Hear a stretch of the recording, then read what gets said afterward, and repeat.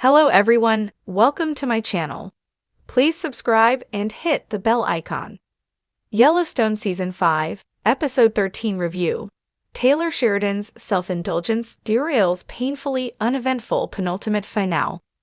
I thought the penultimate episode of Yellowstone would be full of exciting, game-changing moments that set up a thrilling series finale, but I was wrong. The end is closer than ever for Taylor Sheridan's TV show, and the writer continues wasting time the show just doesn't have. Instead of progressing Yellowstone Season 5, Part 2's most intriguing conflicts and stories, Give the World Away is full of unnecessary fluff that, at the end of the day, is forgettable. No one is going to look back on Yellowstone's penultimate hour and remember exactly what happened during the episode.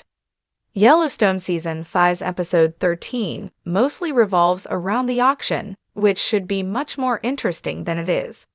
Beth's desperate for money, and her solution is to sell everything they have. By the hour's end, the Duttons have raised a little over $30 million. It's enough to hold them over for a year, but after that, the future is unknown. Thankfully, Case has a plan to save the Yellowstone Dutton Ranch sooner rather than later. That mysterious reveal is being held for the Yellowstone series finale, which makes sense because Episode 13 contains little to no excitement.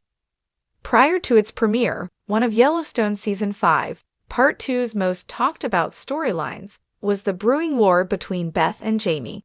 However, the two characters barely shared any screen time in the first 5 episodes. Jamie does call Beth in Episode 13 and yells at her that he knows her secrets, along with John's and Case's. However, he is just repeating his threats from before. Nothing progresses in their feud here, leaving it up to the finale to somehow dig deeper into the Dutton family war and end it at the same time. The first 5 episodes of Yellowstone Season 5, Part 2 set up Beth and Jamie's war for failure, which is impressive given the siblings' history. Beth and Jamie's feud has been building for years, leading to what was supposed to be a satisfying payoff. However, now that their war has finally arrived, the series has slowed down the story for no reason. Given that Beth knows Jamie is somehow associated with their father's death, one would think she would be doing more to seek revenge. Instead, she has just been focused on saving the ranch, which is understandable, but much more boring to watch than the battle between her and Jamie. Meanwhile, Jamie is busy with Sarah's death in Yellowstone Season 5.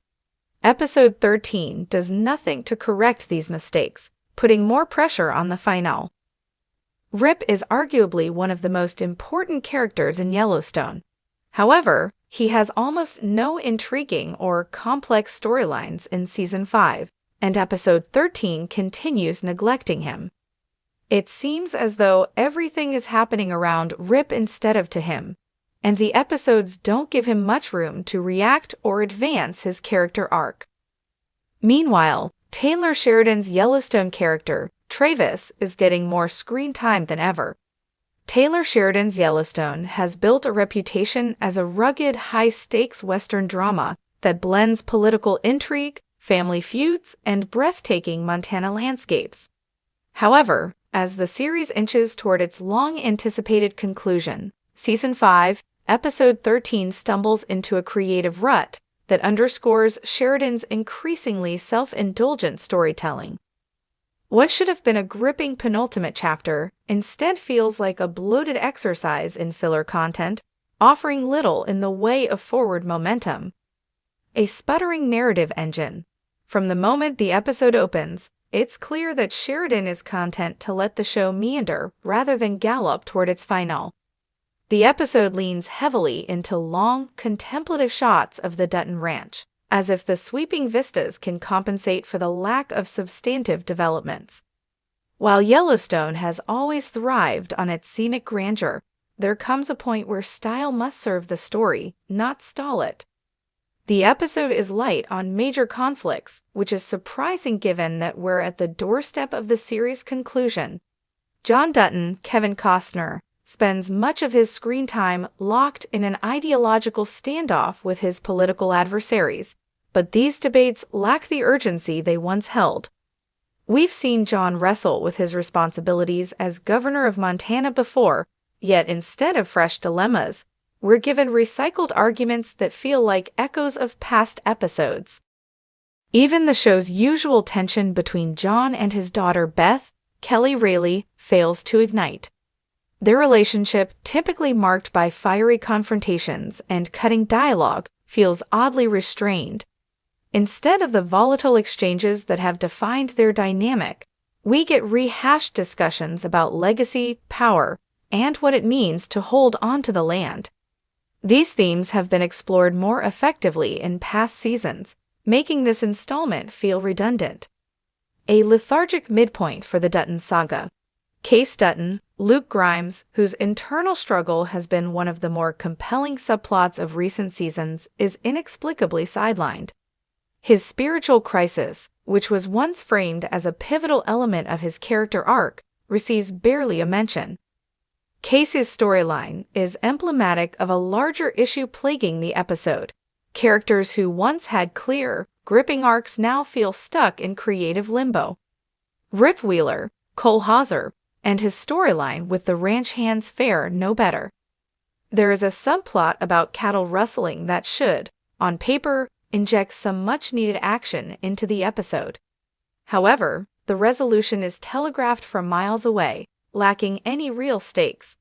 What once made Rip one of the most compelling characters in Yellowstone, his raw intensity and unwavering loyalty, is dulled by predictable writing and sluggish pacing. Meanwhile, Jamie Dutton, Wes Bentley, remains locked in his ever-circular war with his adoptive father. The supposed tension between Jamie and Beth, which should be at a boiling point, remains disappointingly lukewarm. Their rivalry, once one of the show's most electrifying conflicts, now feels like it's running in place. Instead of escalation, we get another round of veiled threats and brooding stares, neither of which move the plot in any meaningful direction.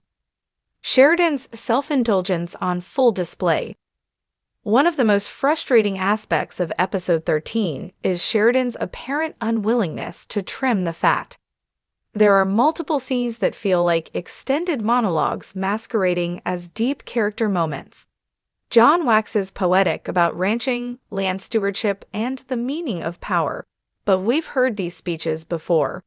While Sheridan's writing has always had a certain poetic quality, at this point, it feels like he's repeating himself. The pacing is another major issue. While previous seasons expertly balanced slow-burn storytelling with moments of explosive drama, this episode leans too far into the former. There's an absence of urgency that makes the 60-plus minute runtime feel stretched beyond necessity. If Sheridan is setting up for a climactic finale, he's doing so at the expense of making this episode engaging on its own merits. Missed opportunities for a proper build-up. With only one episode left in Yellowstone's flagship run, there should be a palpable sense of tension coursing through every frame.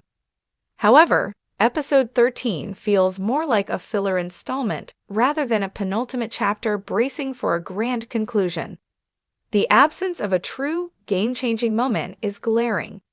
Sheridan had multiple opportunities to shake things up, whether by escalating the political strife, deepening family fractures, or throwing in an unexpected curveball, but he opts for stagnation instead. There's a feeling that the series is spinning its wheels, hesitant to commit to decisive action before the final.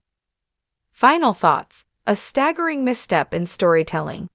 While Yellowstone has delivered some of television's most compelling moments in recent years, Season 5, Episode 13 is not among them.